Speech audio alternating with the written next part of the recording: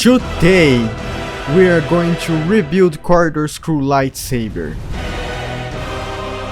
But we're going to make an improved version of it, more sturdier and less wiggly. Why? What do you mean why? Because he challenged us to do it in the end of the video. I am now delivering the mantle of responsibility to you to create the most effective in-camera lightsaber. And here is how we're gonna do it.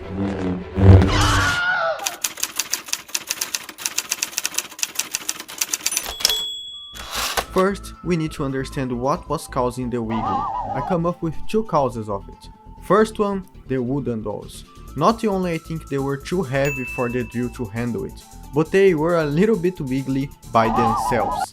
And second one, the length of the contact point between the drill and the doll, it was really too short. We need to extend that. So let's do it.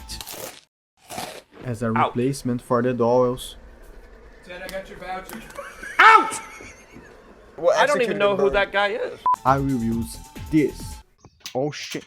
Which is a piece of that. Knowledge. That is a telescoped fishing rod, and we're going to use a piece of it. This bad boy right here is made of carbon fiber, which is very light and very sturdy. And it's imperative that the one I'm doing is light, because I'm not using the same drill that Ren was using. Main reason because that thing over here is expensive as fuck. So we are going to use a cheaper one.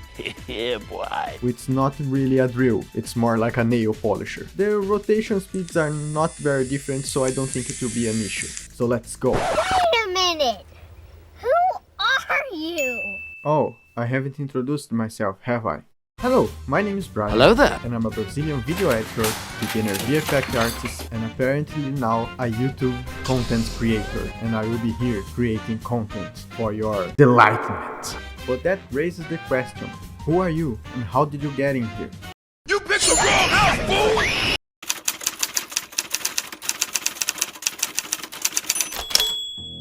Now that we have found a replacement for the wooden dolls, we need to find a way to fix the fishing rods into the drill. For that, we are going to use this metal stick. It's about 20 centimeters long and it shall be light enough and sturdy enough for we to use it. But as you can see, the rod has a very large hole to it, just like your mouth. So we're going to need to make that stick really thick. And for that, we are going to use, you guessed it, more fishing material, baby.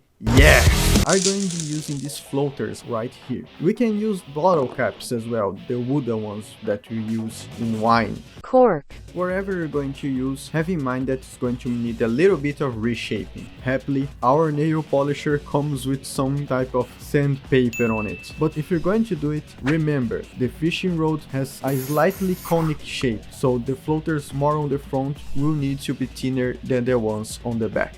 With everything in the right shape, we just have to fix the floaters into the stick and now it's really thick. Now in order to fix everything in place, you only need to take the stick and shove it in the hole.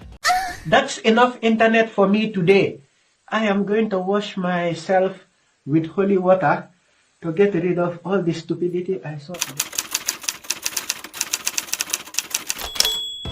There is a small chance that your drill may vibrate more than that thing that you find in your mama's closet. But if that's the case, don't worry, that's actually a common problem with these types of drills. I searched it online, trust me.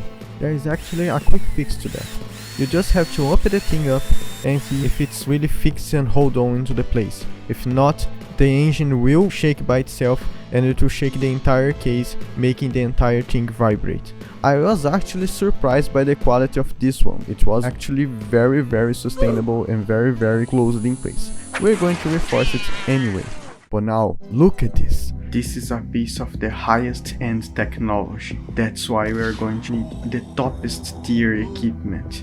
And since Elon Musk hasn't returned any of my calls, I have to come up with something myself. And that's why we are going to use a wooden popsicle stick. Fuck yeah! It's going to bend the plastic a little bit and will be a bit open on the sides, but it doesn't matter. What it matters is that it works. What you gonna say now, Elon? What you gonna say, motherfucker?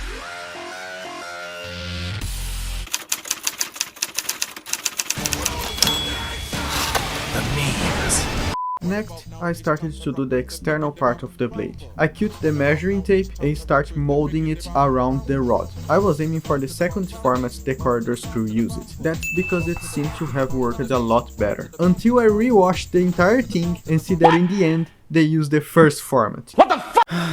I refuse to go through all of that again because of that. So we are going to do the second one, and there will be no complaints about it. Shut up! And then there was the retroreflective tape part. So I just turned out to discover that the retroreflective tape I bought, it's actually a piece of trash. It doesn't glue anywhere besides your hands and your fingers. It doesn't glue on the table, it doesn't glue with the measuring tape, it doesn't fix anywhere, it's not really flexible. It was really hard to bend. After fighting my way to the shitty tape, I finally created a sort of monstrosity that was very wiggly and 2 to 3 times more heavier than the rod I was using to do the core. So I tear the entire thing apart and find out that you can actually peel the reflective part out of the part with the shitty glue and all that weight. Then I proceed to glue the entire thing, only to later realize I could just use a transparent tape to glue it, as my aunt has suggested, spared like 2 days of production and drying glue just by doing that. Moral of the story, if someone suggests you to use transparent tape instead of glue, just use the goddamn tape. But the results were fine, so I won't complain about it. Nice. And with the blades finished, it was about time to do the handle. So about the handle, not gonna lie, I didn't put too much thought into it. What I can say about that is that I won't be using the lightsaber toys as those guys did, because of 2 main reasons. First one, these things around here are a lot expensive for a cheap piece of plastic that can even hold the entire blade inside of it. Luke, did I ever tell you about Ahsoka Tano? It was surreal. And she was a good friend. Second of all, since the drill I'm using, it's different from what Ren was using. It's a lot thinner, so I don't think it will fit anyways. So I'm just going to improvise a little bit and we'll see what will come of it. For the handle, I will use these spools I found laying around. A little bit of sawing and cutting, and we have something like this. Then it's just fixing the handle. Not gonna lie, I'm pretty happy with the results. They look a lot better than what I expected.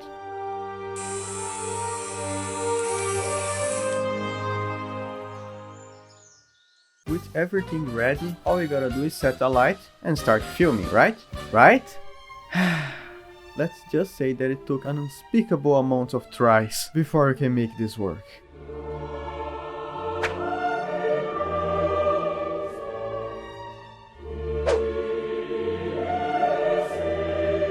And just when I was about to give up, my aunt suggested that we tried to shoot one more time in the living room. And somehow, it worked!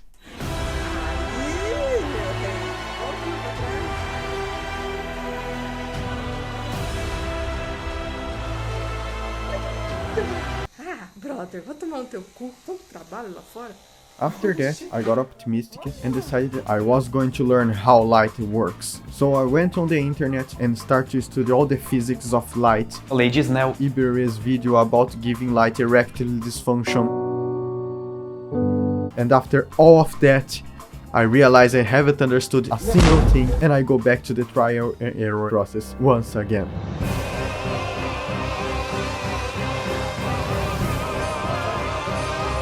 Look, I'm a video editor, okay? I'm not used to filming things and to know how fucking light works, okay? And after this absurd amount of tries, we finally nailed it.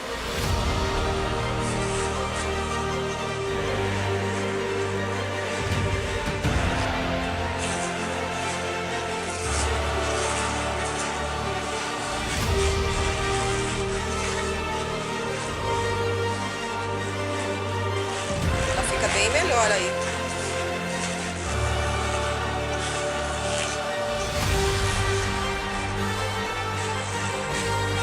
Bonita essas aqui. Só não tem.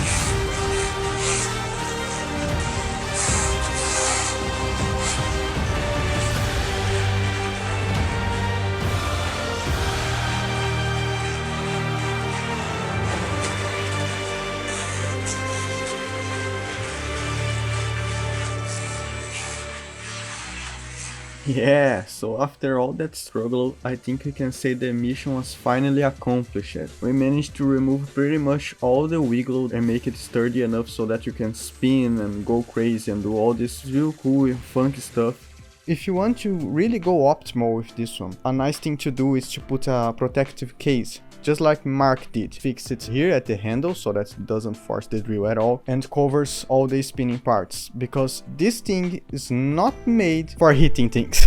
Just by hitting the cloth that was behind me, it stopped spinning. You don't want to force this to stop spinning while it is working, believe me, you don't. If you have a protective case, then you can do the lightsaber fights, clash against each other and all of that good stuff. So if you're going to do all of this thing, just slam a protective case over here so that you can film awesome lightsaber battles. Due to the long period of time of using this thing, I noticed a lot of other interesting things that are worth mentioning. Like for example the taste being more sensitive to yellow light than white light, overheating, and a lot of other stuff.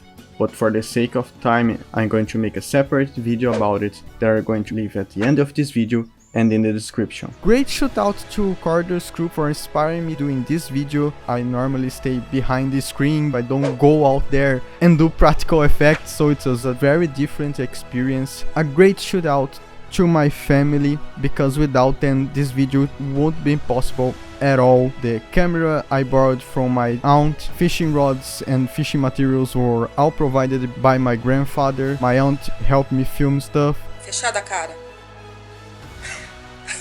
They gave me a lot of ideas when troubles were happening, so thank you so much guys. And I hope this video helped you, inspired you, entertained you, or something like that. Thank you so much for watching. I see you out there. Take care. Bye. Jedi mais sexy do universo.